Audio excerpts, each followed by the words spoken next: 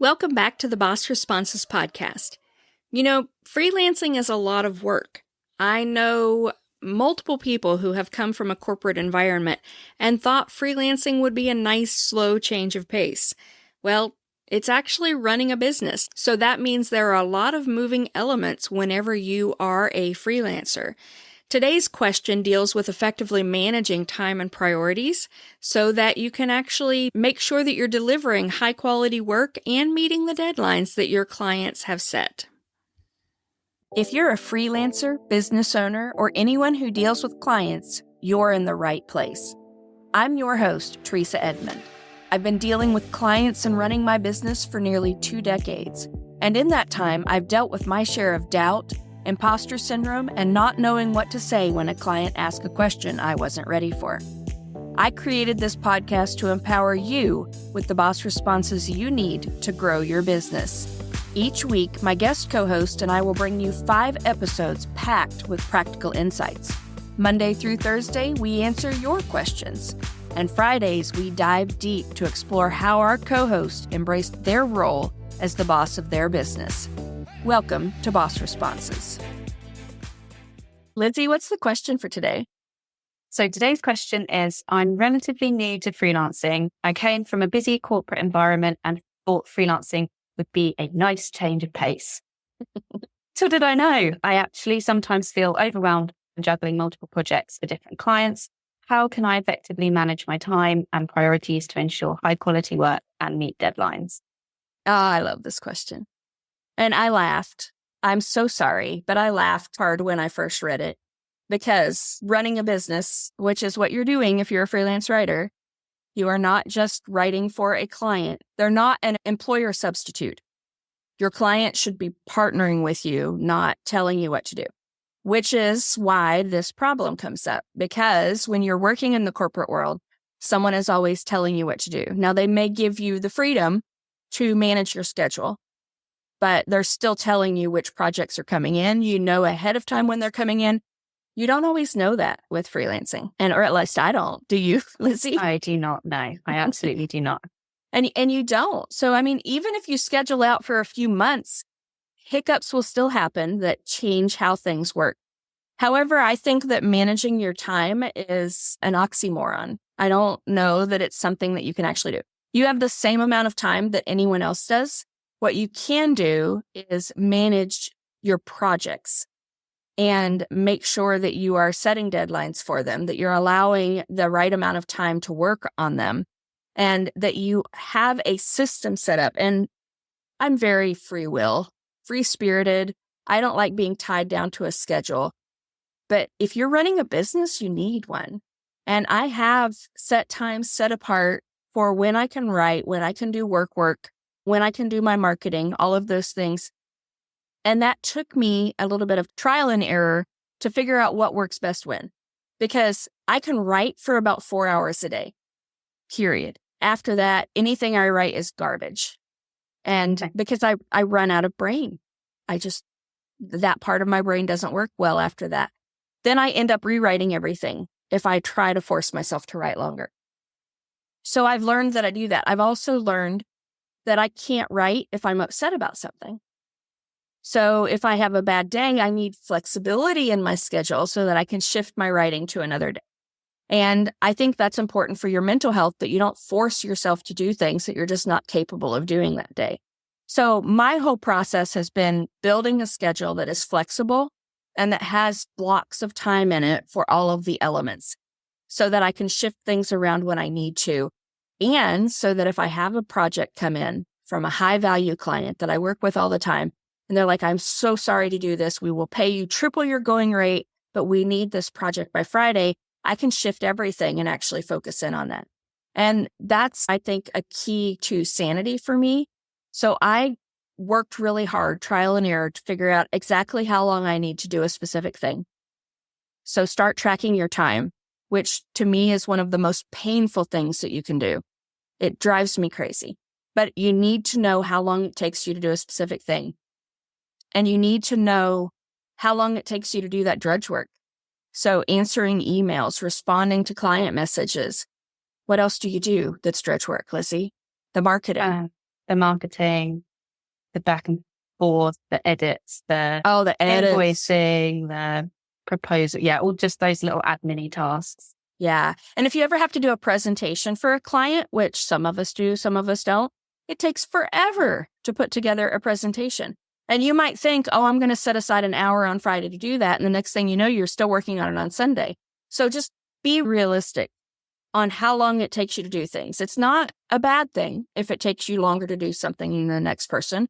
And it's not necessarily a good thing if it takes less time to do things than it takes other people. You just need to know what works for you, how long it takes you to do it, and then set up a schedule that works for you and play with it. And sometimes it's going to be different every week, but you have to do that. And you're your boss now. So there's no boss telling you to do this. And I think this is necessary, honestly, because I am firmly of the opinion, if you do not run your business, your clients will. So you need to manage your schedule or your clients will. And I feel pretty strongly about that. What about you, Lizzie? Yeah, I think a lot of it for me was trial and error, figuring out how long it took me to do things. I know at the start I would really, really overpromise and then really struggle to finish my tasks in time. And then I would feel like I wasn't good enough. The work wasn't as good as I wanted it to be. So it just leads to all sorts of issues. So I think, yeah, figuring out how long everything takes. And then, like you said, making sure you account for all those little tasks as well. So I like to, this isn't for everyone, but for me, my most productive hours are in the morning. So I block out 4 hours in the morning, 8 till 12, and I won't do anything but write in that time. So I'll put my phone on airplane mode, listen to some music with no lyrics, and make sure I've got no distractions. And I will literally just use that time to write. And then in the afternoon, that's when I will answer emails. I will take any calls. I will send invoices, chase invoices, all of those little admin tasks. And I find that kind of batching these tasks in specific times of the day when I'm most productive or when I'm least productive for the admin tasks means that I'm making the most of my creativity. And I think if I try and write something in the afternoon, it takes me twice as long than in the morning. So I've learned that over the years. So I know to not do that unless absolutely necessary or if I'm up against it. What I will also do is set myself internal deadlines. So I'll have the client deadline, but my internal deadline will be at least 3 days before that client deadline. So in case I'm not feeling it, if I'm sick, if something comes up, then I've got that buffer room and I'm not like waking up every morning being like, okay, I need to write a piece today because I need to submit it today. Because it's just not, the creativity is not going to be there and there's no wiggle room at all. So those would be my tips. That's how I manage my time. And I know it's really difficult when we are the only ones in charge of it because it's so easy to be like, oh, well, I'll do that tomorrow. Nobody's going to know. Nobody's going to pick up on it. Nobody's going to tell me off if I don't do it today. But then you realize very, very quickly that it's just impacting you and it's just impacting the rest of your time if you do that. So I'm a big advocate of freelancing being very flexible and like it helps us have a lifestyle that we want, but also there does need to be structure, especially if you're managing multiple projects at once. Yeah. It needs to happen. You need to have some structure. You really do. I love that you mentioned the internal deadlines. I do that as well because sometimes I do my best writing if I'm up against the wire. So I've learned to move the wire. Yeah. I have a date, and in my mind, that date is the date that it's due. And I don't even let myself think about the fact that if something comes up, I still have 3 days. Mm-hmm. That's just the date that it's due for me. How many projects when you were first starting out were you still up at like the 0 hour, just going, I've got to get this to them right now? Many. I think the first year I was definitely working from like 8 a.m. till probably like 10 p.m. at night. It was just wild. The hours were insane. Yeah. And you're like, why? Why am I even doing this? I don't understand. Yeah. It was supposed to be better. It was supposed to be fun. This is like, take me back to my 9 to 5 where I only had to work 8 hours a day. So if you have your schedule set, then you have to manage the projects that are coming in. And I think a big part of the success of that is knowing how much you can handle on your plate at any one point in time. So Lizzie, would you walk us through how you do that? Because I know this is something that you've just recently talked about, and I'd love to hear what you have to say about that. Yeah, absolutely. I use a method that I call the block method. I know a couple of other freelancers use this, but I manage all of my projects in Notion, and each piece or each project, so each piece is a project for me, has its own board in Notion. And I have a set number of boards that I know that I can complete each month. That's my capacity. And so when I'm assigned a piece, it goes on a board. The board goes under the column with the corresponding client. And then when I'm out of boards, I'm technically at capacity, no more room. Obviously, it doesn't always work out that way. So that's like my soft capacity. And then there is always room for 1 or 2 extra pieces in there. But I know that if like a week into the month, I've used up all of my blocks, I'm like, okay, this is going to be a really busy month. So I need to take care of myself. I need to make sure that I'm scheduling in lots of rest and lots of fun things to do outside of work. On the flip side, if it's like the second week of the month and I've still got loads of blocks left, then I'm like, okay, I need to rally and pick up some more work. So for me, I'm a really visual person. It helps to see my capacity in a visual format in Notion. And I've tried many, many, many methods over the years to make sure that I'm not overbooked or fully booked or kind of stressing myself out. And this has been, it's not foolproof, but it's been the most effective so far. I'm very visual as well. I should try that. Mm. Now, you mentioned scheduling in time to take care of yourself. And this question's about juggling client work, but I'm just going to put it out there. If you are not scheduling in self-care time or time to take care of your mindset and just to relax, to get that creativity back, then you're not going to be able to do the client work in the time that you've allotted. Absolutely not. And I think that's so important. And I think that you should schedule it in on a regular, set deadlines. If you have a writing block during the day, which Lizzie does, and I do that as well, I actually have it on my calendar at the end of the writing block to take a 5-minute walk or to take a 10-minute walk. So I tell myself what to do. How do you schedule yours in? So I don't schedule it in as I love that idea of doing that. I'm really bad at taking walks in the middle of the day, but I absolutely don't work after 5 p.m. I have I do quite a lot of exercise. So in the evenings, I have classes that I go to and then non-negotiable. They go into my calendar at the start of every month and they will not be moved. Weekends, absolutely no work. And I make sure that I have something fun or social planned for at least one day of the weekend. If I'm writing and I'm not feeling it, I will sometimes take a walk. I'm not very good at that, but more often than not, I will just pack it in and start on something else and try again the next day. And I guess that's the beauty of having internal deadlines that aren't really solid. You can come back to it later. But for me, it's holding a strict boundary between work and life and making sure that I'm scheduling stuff into the life part of my schedule as well as the work part. Yeah. And I put it in my schedule because I just don't even know it exists if I don't. I'm very time blind. So my calendar actually keeps me moving throughout the day. I can seriously sit and just do a thing. I tend to hyper focus and I'll just do a thing. And unless something tells me to stop, then I don't. I'll forget to eat. I'll forget to take a break. I'll forget to go to the bathroom. And then I'll just all of a sudden be very uncomfortable. I'm hungry. I'm thirsty. I'm tired. I'm hot because I haven't been paying attention to what's going on about me. That makes it absolutely impossible to do my best work. So I've learned to be regimented about it and in a way that is very loosey-goosey for me.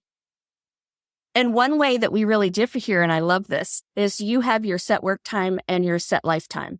Mm-hmm. And I've discovered that doesn't work in my brain because I don't want my business to be work.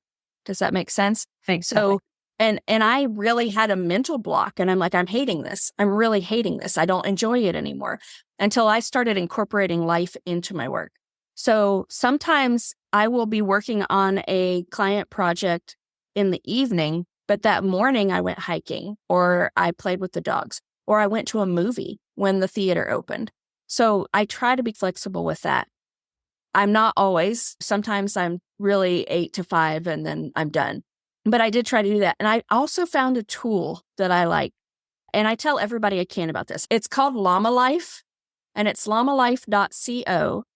And it's this little timer that lives on your computer and you can set up a Pomodoro thing or however you want. You can put all of your tasks in there. You can even put breaks in there.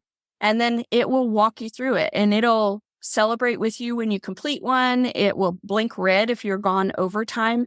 And it really is a way for me to make sure that I'm being realistic about how much time I think a client project's going to take. But it also keeps me going. And I schedule my breaks in there and everything. So if I have a full on work day or even just that block of time, I know I could sit there for 4 hours and write, but I'm better if I get up every 30 minutes and take a 5-minute break.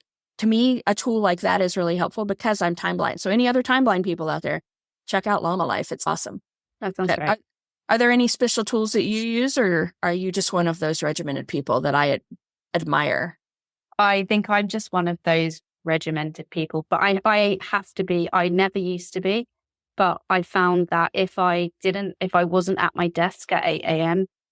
writing, it just wouldn't get done. And I can't, I love that you go to the theatre, like the movies, when it opens and take a walk in the morning. But I know that if I do that, and when I have done this in the past, all I can think about is, I need to write that piece. I need to get started on that piece. I need to write that piece. So for me, I have to self-soothe by just sitting down immediately and getting that done. And sometimes I will finish at 12 or finish at 1, 2 p.m. and then I'll go for a walk, and it feels much better for me because I've not got anything playing on my mind. There's nothing that I need to do. I can't do something fun if I've got something serious I need to do afterwards.